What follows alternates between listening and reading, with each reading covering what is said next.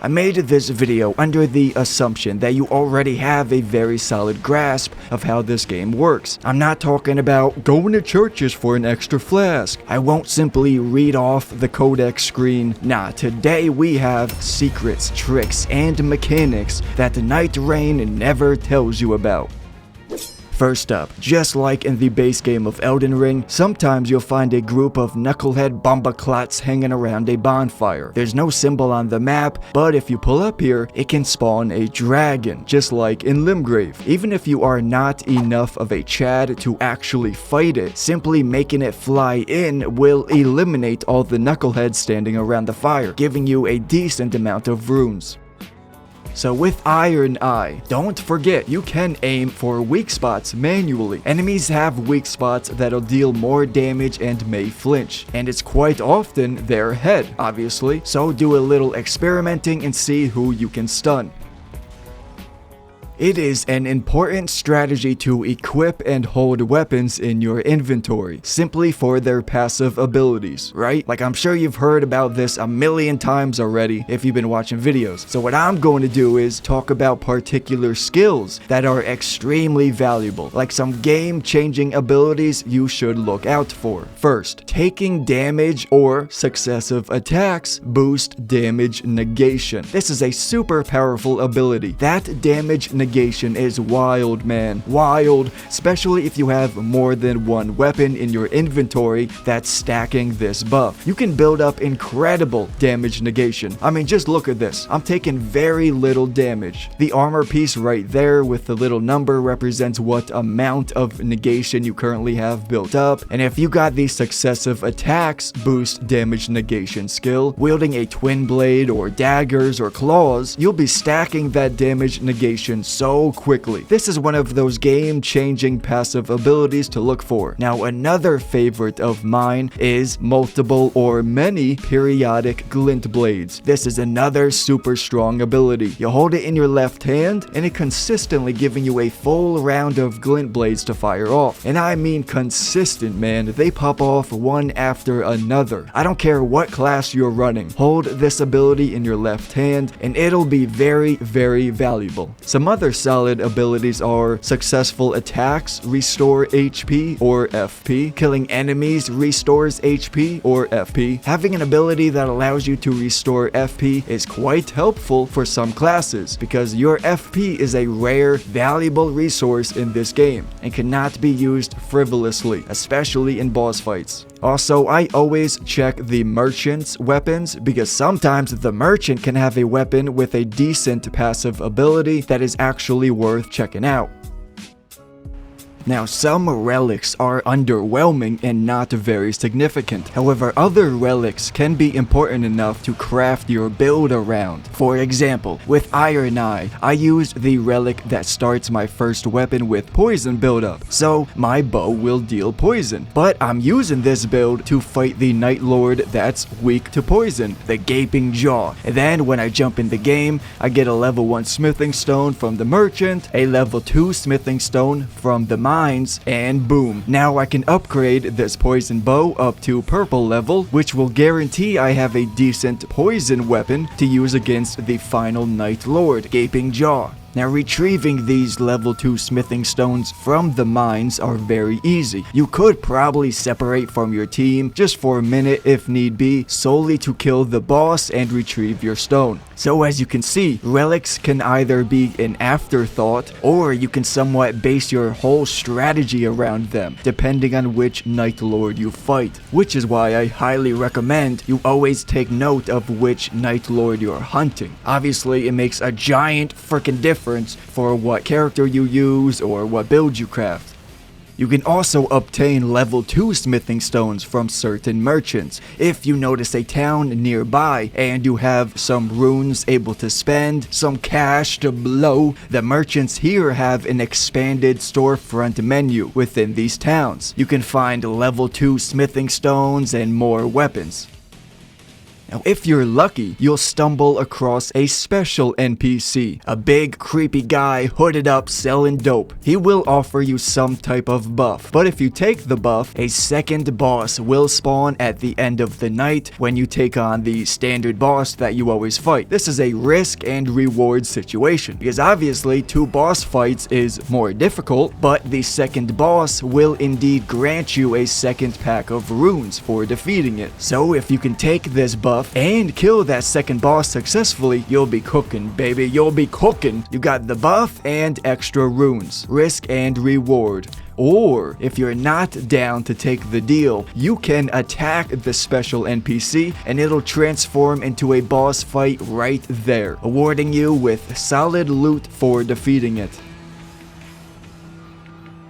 You'll come across many consumables on your journey. You can press triangle plus the quick use button, so the button to consume your equipped items, and this will instantly activate whatever you're looking at. Exalted flesh, pickled turtle, boiled crabs, even the fire or lightning grease. These are quite common and last for a 30 to 60 second duration, so might as well pop them on, especially if you're in the middle of a dangerous area with more enemies nearby. So munch it all up, bro. Munch it. There are starving children down in Caelid, man. Starving children in Caelid. You should not let your food go to waste. Yes, even the moldy turtle dicks.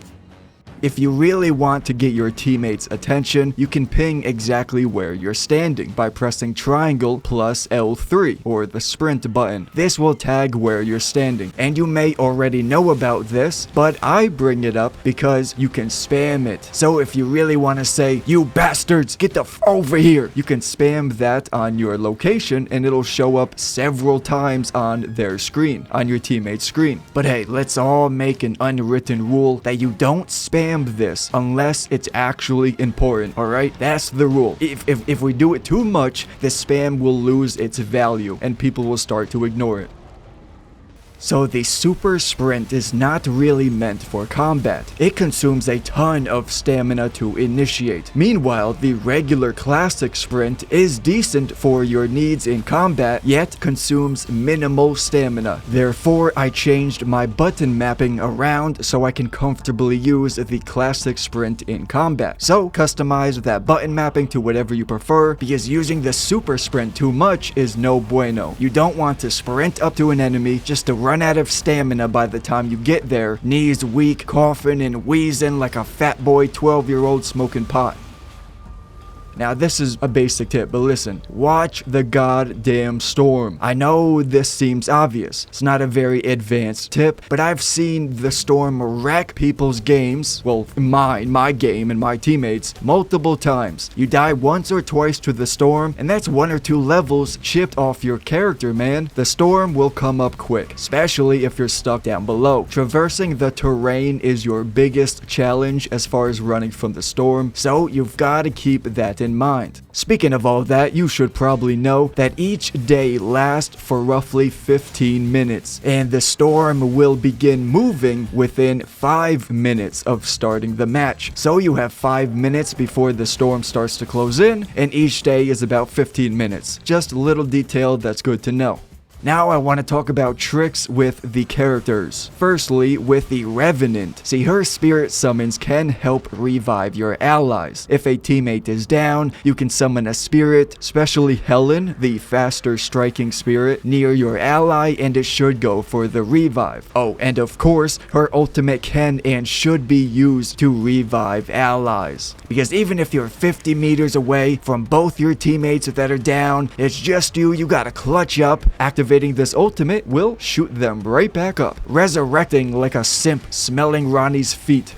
Almost all ultimates can be used to revive your teammates. The Wilders, Guardians, Iron Eye, the Executor. If you need to revive teammates, think ultimate, my boy. Ultimate. Especially the Birdman. You can hold down the Birdman's ultimate and it will spread a golden area around him. This makes every member of your team basically invincible for the most part. So while holding this field, it's the perfect time for your team to jump in and deal massive damage damage to the enemy, or a great opportunity to help revive any downed teammates. Also, if you're using the Birdman's main weapon type, a halberd, you'll be able to charge up your guard counters. Yes sir, a new mechanic unique to the Birdman. You can hold R2 and charge up guard counters for giant hammer slammers with halberds. Now, if you find a weapon with seppuku, give it to the executor if there's one on the team, because the executor receives a buff after recovering from status effects. So if you perform seppuku and inflict blood loss onto yourself, it's essentially just like the Lord of Blood exaltation. You'll be giving yourself a 20% buff. Plus, he has S scaling in dexterity and arcane. So typically, if you find a katana or curved sword or whatever with seppuku, it's a perfect fit for the executor.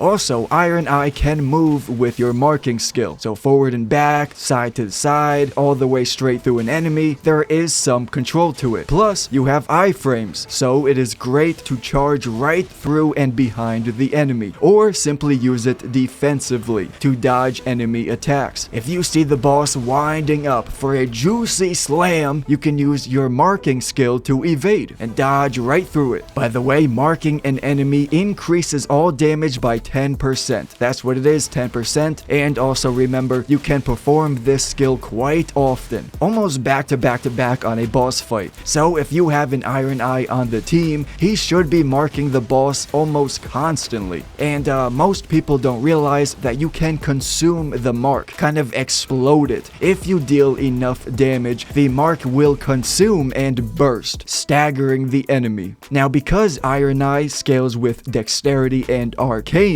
he is extra valuable for dealing passive effects. If a weapon has poison or scarlet rot or bleed, that is great for Iron Eye, especially if it's on a bow, obviously, because dealing status buildup from a distance is always a diabolical strategy. But yeah, dexterity and arcane means he can wield daggers, katanas, twin blades, rapiers. They're all quite viable. You don't need to stick to bows. In fact, two-handing the bow doesn't give you any buffs, as far as I'm aware, so I always wield a quick slicing weapon in my left hand for close combat and fire shots off my bow in my right hand. And speaking of bows, you might not realize that the Raider can wield great bows quite well, because great bows mainly scale with strength, and Raider is very strong. He's a big strong man. So if you find a decent great bow, it may be worth holding onto for those pesky quick flying enemies. Also for the Raider, I have seen his ultimate totem be used to basically trap bosses inside, basically cage them in for a few seconds. I don't know if this is intentional or just the game being buggy. I assume it's intentional, but it's definitely feasible to pull off if you try. So if you need a short reprieve to heal up or revive a teammate, the Raider can try to set up this ultimate cage, and if successful, he can trap the boss. And speaking of coordinating and performing combos with your team, this leads me to my next tip. Find a Discord or group of friends. Even if you don't want to get on the mic and speak to people, at the very least, you can get some passwords, so you are more likely to find somewhat decent or capable teammates that hopefully know what they're doing, rather than straight random scrubs. I'll put up some passwords on screen that I've seen from other YouTubers, but I highly recommend getting on the mic. And if you say, oh, I'm a loser, I don't have any friends, bro, join a Discord. There's hundreds of Elden Ring Discords and plenty of people looking for groups. You can even join mine. It's small, but the links are down below. And while you're down there, please drop a fat like on the like button if you made it this far in the video, and please leave a comment. Share with us any tips or tricks you have in the comment section. I thank you very much for watching. I appreciate you, and I'll talk to you later. Stay golden.